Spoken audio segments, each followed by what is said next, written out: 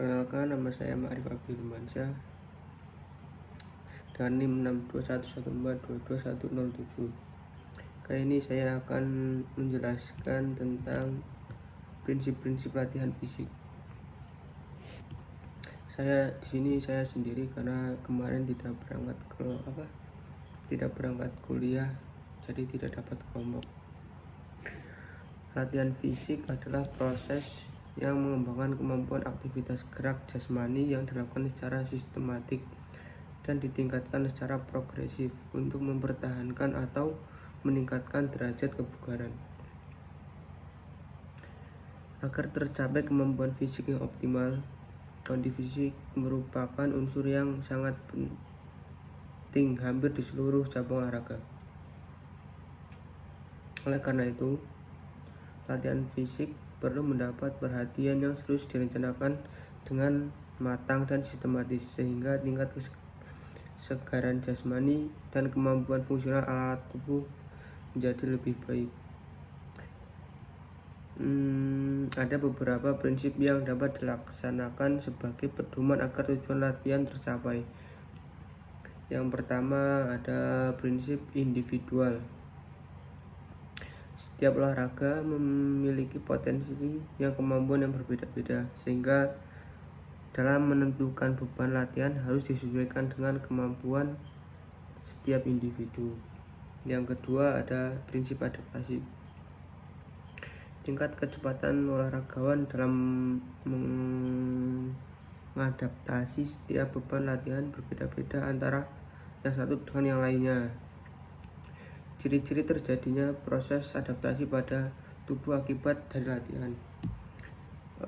Yang pertama adalah kemampuan fisiologis, yaitu membaiknya sistem pernafasan, membaiknya fungsi jantung, membaiknya fungsi paru, dan yang terakhir membaiknya sirkulasi dan volume tubuh, volume darah maksudnya. Yang kedua meningkatnya kemampuan fisik, ketahanan otot, kekuatan, dan power. Yang ketiga tulang, ligamenta, tendon, dan hubungan jaringan otot menjadi lebih kuat. Yang ketiga prinsip beban latihan. Yang ketiga prinsip beban lebih atau sering disebut overload. Prinsip beban lebih atau overload merupakan latihan dengan beban semakin hari semakin bertambah meningkat. Yang keempat ada prinsip beban bersifat progresif. Prinsip peningkatan beban secara bertahap yang dilakukan dalam suatu program latihan. Peningkatan biasanya dilakukan dengan cara menambah beban, set, repetisi, frekuensi, dan durasi lama latihan.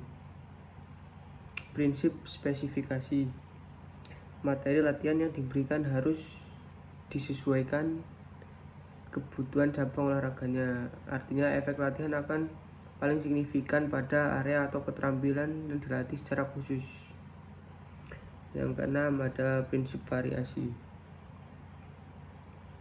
Program latihan yang baik dan disusun secara variatif untuk menghindari kejenuhan, keengganan, dan keresahan merupakan kelelahan secara psikologis.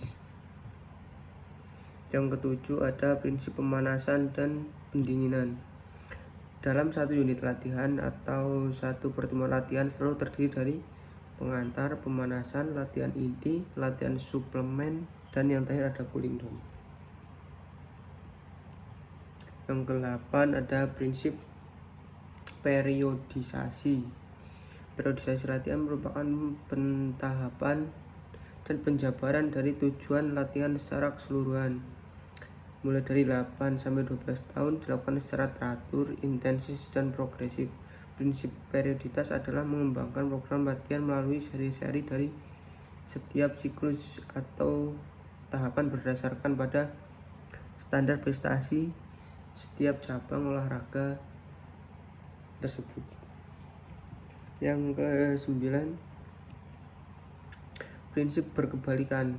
Tidak melakukan latihan akan mengalami penurunan kondisi fisik atau yang sering disebut dengan detraining. Latihan terlalu banyak tidak terprogram akan mengalami overtraining. Yang 10, prinsip ke-10 ada prinsip beban moderat.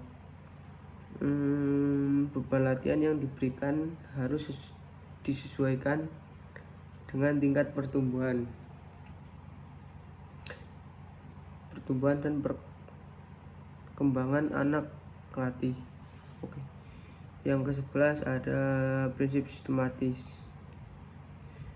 Prinsip sistematis perlu diterapkan karena prestasi atlet sifatnya sementara dan labil. Prinsip sistematis terkait dengan dosis atau takaran dan skala prioritas dari sasaran latihan.